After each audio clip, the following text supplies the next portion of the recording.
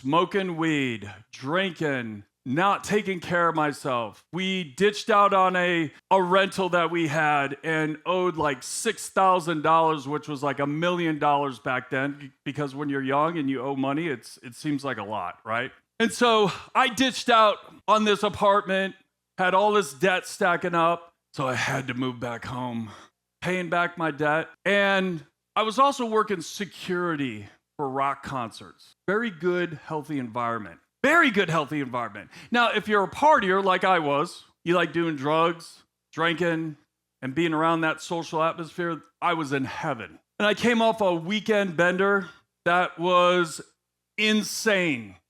I think Van Halen was playing and just some really cool groups, and we just bludgeoned ourselves. And at 2:30 in the morning, I can remember it literally like it just happened yesterday. 2:30 in the morning, I had this vision. I had this vision of what would it be like me in the future joining the military, running away from the shit that I hated, and changing my life, bettering myself, and getting on the right track. Like, this was so vivid. It wasn't the drugs, okay? I wasn't like doing LSD or anything crazy, but it was just like this so vivid. That morning, I got the telephone book out. See, back then you didn't have Google or Siri or any of that stuff. So I got the phone book out, looked up the recruiter's office. I showed up at 8 a.m. 8 a.m. Because back then you could sign up, 2 days later ship out. I was done. I was gonna go on the run. And so I went in there, I'm talking to the recruiter. He's like, okay, name, all the stuff.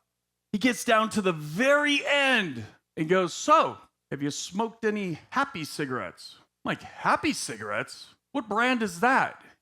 He goes, no, dumb shit. You smoke any marijuana? And I was thinking, about 6 hours ago.